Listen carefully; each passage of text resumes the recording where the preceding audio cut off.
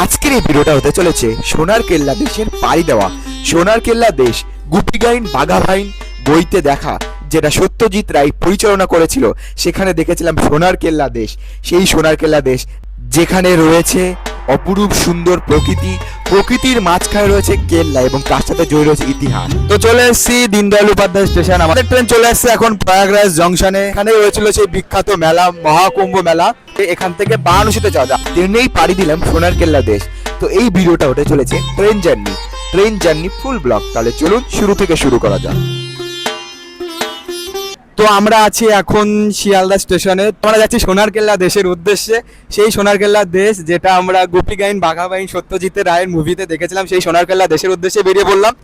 আজকে রাত্রেবেলা এত বৃষ্টি হচ্ছিল, মানে যখন বেরোবো সেই টাইমে আমাদের ট্রেনটা খুব লেট করে আমাদের পাহাড়ডাঙ্গা স্টেশনে আসে, সেই জন্য আমরা পাহাড়ডাঙ্গা স্টেশন থেকে ভিডিও করতে পাইনি। একমাত্র এসে শিয়ালদা স্টেশনে ভিডিও করছি। এই যে ট্রেন চলে এসছে, এখন খুবই তাড়াহুড়ো আছে, আর 2-3 মিনিট হাতে সবই এসছি, সবে এসেই উঠেছি।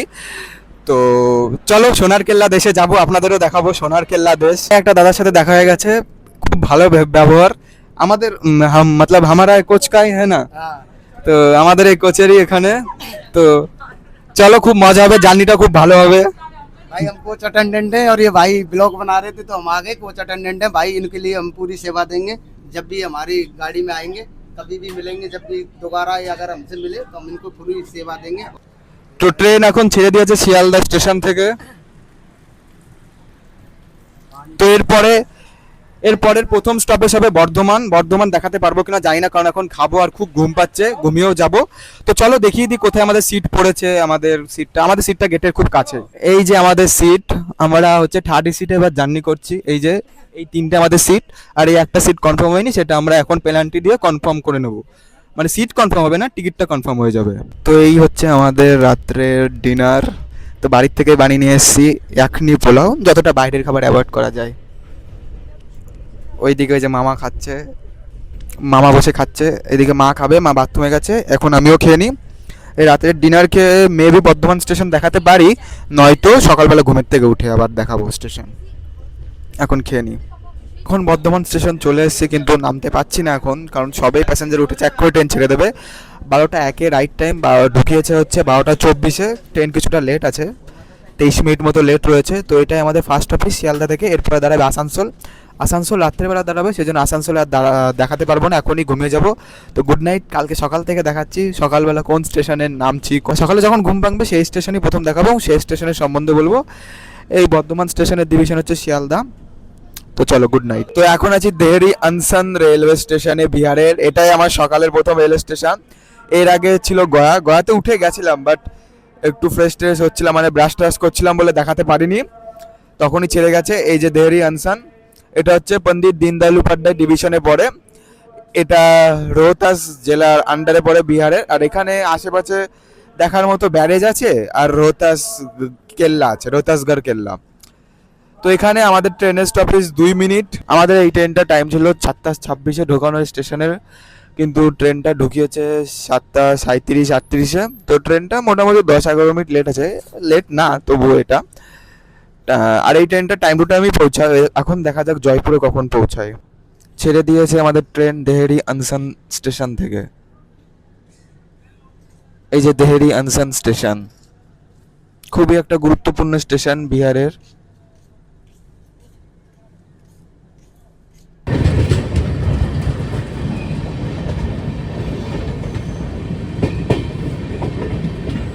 শিয়ালদা থেকে 568 কিলোমিটার চলে আসলাম সাসারাম জংশন রেলওয়ে স্টেশন। এটা বিহারে খুবই একটা গুরুত্বপূর্ণ রেলওয়ে স্টেশন। এটার ডিভিশন হচ্ছে পণ্ডিত দীনদয়াল উপাধ্যায় স্টেশন।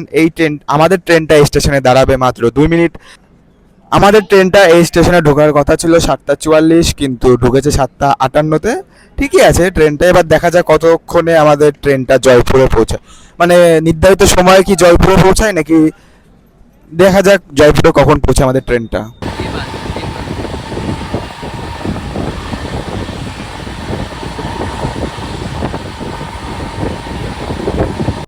এই যে হচ্ছে ট্রেনের থার্ড এসির টয়লেট। তো টয়লেটটা পরিষ্কার পরিচ্ছন্নই ছিল। তো একটা জিনিস আমি দেখলাম, এই ট্রেনে যতক্ষণ আমরা জার্নি করেছি ততক্ষণই টয়লেটটা পরিষ্কার পরিচ্ছন্নই রাখা রয়েছে। আমরা 24 ঘন্টা ট্রেনে জার্নি করেছিলাম। তো চলে এসেছি দীনদয়াল উপাধ্যায় স্টেশন। আমাদের ট্রেন নির্ধারিত সময়ের আগেই ঢুকিয়ে দিয়েছে। 9:33-এ ঢোকানোর কথা ছিল, এখন 9:28-এ ঢুকিয়ে দিয়েছে। তো এখন দাঁড়াবে 10-12 মিনিট দাঁড়াবে, 9:40 এখান থেকে ডিপার্চার হবে। তো দীনদয়াল উপাধ্যায়, যার আগের নাম ছিল মুঘল সরাই, দীনদয়াল উপাধ্যায় শর্ট নাম হচ্ছে DDU। তো এই দীনদয়াল উপাধ্যায় ডিভিশন, দীনদয়াল উপাধ্যায় নিজে এখান থেকে বারাণসীতে যাওয়া যায়। আপনারা যদি কলকাতা থেকে বারাণসী যাওয়ার ট্রেনের টিকিট না পান তাহলে দীনদয়াল উপাধ্যায় নামতে পারেন। দীনদয়াল উপাধ্যায় থেকে বাইরে অটো করে 13-14 কিলোমিটার দূর হয়, বেশিক্ষণ লাগে না, 13-14 কিলোমিটার দূর এখান থেকে বারাণসী, আপনারা অটো করে চলে যেতে পারবেন। এই যে আমাদের train Sealdah Ajmer superfast express, train নম্বর 12987। তো এরপরে দেবের স্টপেজ প্রয়াগরাজ জংশন। তো যদি নামি অবশ্যই দেখাবো, সব স্টেশন দেখাবো না, কিছু ভাইটাল স্টেশন দেখাবো, সেই স্টেশনের সম্বন্ধে বলবো, সেই স্টেশন থেকে আপনারা কোথায় যেতে পারবেন। সব স্টেশনে আর নামবো না, কারণ রাত্রে সেভাবে ঘুমটুম হয়নি, এখন ঘুমাবো আর খাবো দাবো, তো সেই জন্যই। আমাদের ট্রেনটা পণ্ডিত দীনদয়াল উপাধ্যায় স্টেশন থেকে ছেড়ে দিয়েছে। Bye bye Pandit Deendayal Upadhyay. তো আমাদের ট্রেন চলে আসছে এখন প্রয়াগরাজ জংশনে। এই সেই প্রয়াগরাজ জংশন, যার আগের নাম ছিল এলাহাবাদ, পরবর্তীতে চেঞ্জ করে রাখা হয় প্রয়াগরাজ। প্রয়াগ কথার অর্থ হচ্ছে যেখানে নদীর সঙ্গম হয়। তো এখানে যেহেতু নদীর সঙ্গম হয়েছে, তো সেই জন্য এই জায়গাটার নাম প্রয়াগরাজ। আর এখানেই হয়েছিল সেই বিখ্যাত মেলা, মহাকুম্ভ মেলা, 2025 সালের জানুয়ারির দিকে। তো আমি তো আসতে পারিনি, ব্যাড লাক। কিন্তু এই সেই স্টেশন, এই স্টেশনে আসার জন্য লোকে কত মারামারি, কত কিছু করেছে। তো এই স্টেশনে দাঁড়ানোর টাইম হচ্ছে আমাদের 5 মিনিট, বা 11:50 ঢোকানোর টাইম, কিন্তু ট্রেনটা 11:55 ঢুকিয়েছে। এবার দেখি কতক্ষণ দাঁড়ায়। তো এর পরবর্তী স্টেশন গোবিন্দপুরী।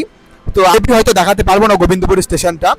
তো তারপরে টুন্ডলা আছে, আগ্রা ফোর্ট আছে, সেগুলো দেখিয়ে দেবো। যতটা পারবো আমি স্টেশন কভার করে দেবো, যাতে আপনাদের সুবিধায় বুঝতে কোথা থেকে কোথায় যাওয়া যায়।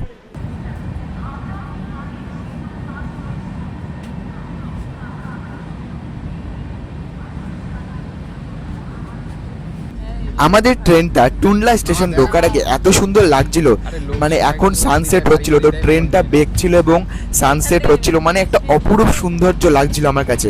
তো সেটাই ভিডিওতে ক্যাপচার করে নিলাম একটুখানি। তো চলে আসলাম টুন্ডলা জংশনে, আমাদের ট্রেনের খুবই একটা ভাইটাল স্টপেজ। এই টুন্ডলা জংশন থেকে তোমরা চলে যেতে পারো দিল্লি, বৃন্দাবন। এই টুন্ডলা জংশনের টোটো করলে, যদি বলেন বাস স্ট্যান্ড যাবেন, যেখান থেকে চটিকারা বা দিল্লির বাস ছেড়ে ওখানে ছেড়ে দেবে। ওখান থেকে আপনারা বাসে করে চটিকারা হচ্ছে বৃন্দাবনের জায়গা, চটিকারা যেখানে হচ্ছে যমুনা এক্সপ্রেসওয়ে হচ্ছে বৃন্দাবনের যে রাস্তা তার সাথে মেশে। তো ওখান থেকে চটিকারা নেমে ওখান থেকে টোটো করে আপনারা প্রেম মন্দির, বাঁকে বিহারি চলে যেতে পারবেন। এবং চটিকারা যে রাস্তা যমুনা এক্সপ্রেসওয়ে হয়ে আপনারা দিল্লি চলে যেতে পারবেন।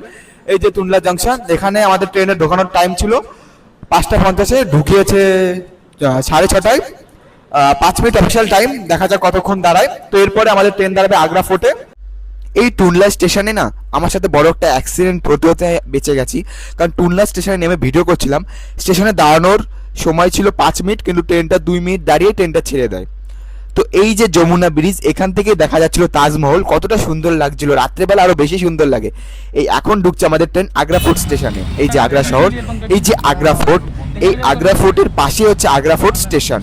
আগ্রা ফোর্ট খুবই সুন্দর, খুবই ইতিহাসময়, ইতিহাসে পরিপূর্ণ একটা ফোর্ট, যা খুবই অপরূপ সৌন্দর্যে ভরপুর। এবং আগ্রা ফোর্ট এতটা বড়, মানে তোমার ঘুরতে অনেকক্ষণ সময় লেগে যাবে এই আগ্রা ফোর্ট ঘুরতে। আমাদের train Sealdah Ajmer superfast express, তার নির্ধারিত সময়ের কিছু ঘন্টা লেট, মানে 1 ঘন্টা মতো লেটে চলে এসেছে আগ্রা ফোর্ট স্টেশনে। তো এটাই হচ্ছে সেই আগ্রা ফোর্ট স্টেশন। এই স্টেশনের সম্বন্ধে কী বলবো, স্টেশনের সম্বন্ধে তোমরা জানোই, কারণ তাজমহল দেখতে হলে স্টেশনে নামতে হয়। আর স্টেশনের বাইরে রয়েছে আগ্রা ফোর্ট, সেখানেও সবাই যায়, খুব বড় সেই ফোর্টটা। আর এখানে ইতমাতুদ্দৌলা, আগ্রা ফোর্ট, তাজমহল, জামা মসজিদ, এগুলো ঘোরার জন্যই লোকে স্টেশনে আসে। তো যারা যারা তাজমহল ঘুরতে আসবে ভাবছো, তারা স্টেশনে নামবে আগ্রা ফোর্ট, তাহলে খুব সুবিধা হবে। আগ্রায় অনেকগুলো স্টেশন রয়েছে, তুনলা, ঈদগাহ, আগ্রা জংশন, আগ্রা ক্যান্ট, কিন্তু এই স্টেশনে নামলে আপনার সুবিধা হবে, কারণ আগ্রা ফোর্ট একদম স্টেশনের বাইরে বেরোলে আগ্রা ফোর্ট, আর তাজমহল খুব একটা দূরে না। আমাদের ট্রেনটা স্টেশনে 10 মিনিট দাঁড়াবে, দেখা যাক কতক্ষণ দাঁড়ায়, কারণ ট্রেনটা এমনি অনেক লেট। আগ্রা ফোর্ট স্টেশন ছাড়ার পরেই আমরা আমাদের স্ন্যাক্স নিয়ে বসে গেছিলাম, কারণ আজকে ছিল কলকাতার ম্যাচ, মিস তো করা যাবে না।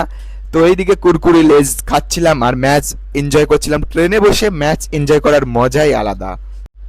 তো আমাদের ট্রেন এখন ঢুকছে ভরতপুর জংশন। তো আমরা চলে এসেছি এখন ভরতপুর জংশনে। এটাই হচ্ছে রাজস্থানের প্রথম স্টপেজ। এখান থেকে রাজস্থান রাজ্য পড়ে গেল। এর আগে ছিল আছেনার জংশন। তো এই যে আমাদের ট্রেন নির্ধারিত সময় থেকে কিছু মিনিট লেটে ঢুকেছে।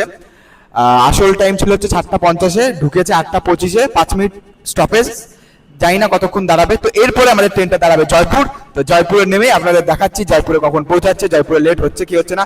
আর এই ভরতপুর স্টেশনে মানে ভরতপুরের জায়গাটায় লালগড় ফোর্ট, সেটা দেখার একটা খুবই একটা দর্শনীয় স্থান। আর অনেক জায়গা রয়েছে দেখার। তো চলো ট্রেনে উঠে যাই, 5 মিনিট দাঁড়াবে, এখনই ডিনার করে নেবো। জয়পুরে পৌঁছতে পৌঁছতে 11:30 বেজে যাবে।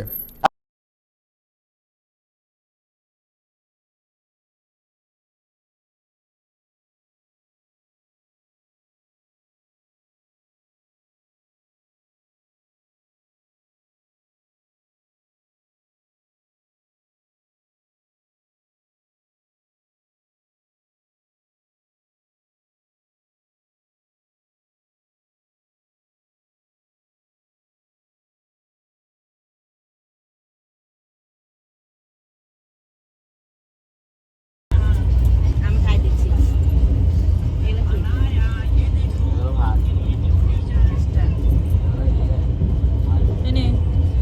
তো নেমে গেছি জয়পুর জংশনে।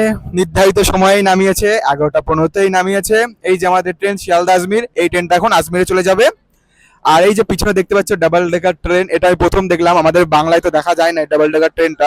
এখান থেকে আমরা যাবো হোটেলে, এবং হোটেলে কত কি প্রাইস সেটা সম্পূর্ণ বলে দেবো, এবং কোন হোটেলে যাচ্ছি সেখানে সেটাও দেখিয়ে দেবো। সেটা দেখিয়ে আমি ভিডিওটা শেষ করব, এবং তারপরে কোথায় কোথায় ঘুরতে যাচ্ছি সেই সব ভিডিও পাট করে আসবে, অবশ্যই চোখ রেখো ভিডিওতে। তো চলে এসেছি সোনার কেল্লা দেশে, আমাদের বাঙালিদের কাছে খুবই একটা প্রিয় জায়গা সোনার কেল্লা দেশ, যেটা সত্যজিৎ রায়ের বইতে দেখেছি।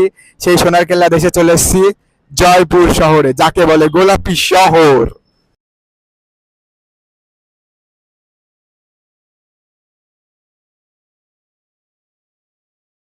তো এখন আমরা অটোতে উঠে গেছি, এই যে। তো আমরা এখন রুমে যাচ্ছি, দেখা যাক কোন রুমে যাওয়া যায়। এখনো সেইভাবে রুম সেভাবে ফিক্স না, একটা আপাতত হয়েছে, এবার সেখানে যাওয়া যাক। যদি পছন্দ হয় তাহলে ওখানে থাকবো, তখনই ভিডিওটা।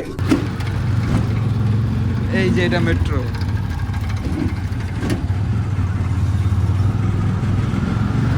তো এই যে চলে এসেছি রুমে, এই যে বেড, ট্রিপল বেডের রুম, 4 জন মানুষ। তো এই রুমটা পড়লো 1700। তো জানি একটু বেশি, তাই জন্য এখন যেহেতু অনেক রাত, আমরা বুক করে আসিনি হোটেল। তো আমরা হাতের কাছে যেটাই পেলাম স্টেশনের পাশে সেটাই নিয়ে নিয়েছি। তো এই যে হচ্ছে টয়লেট, চলো দেখাই টয়লেটটা কেমন। অনেকটাই মানে ছোট টয়লেট, ঠিক আছে, কম্প্যাক্ট।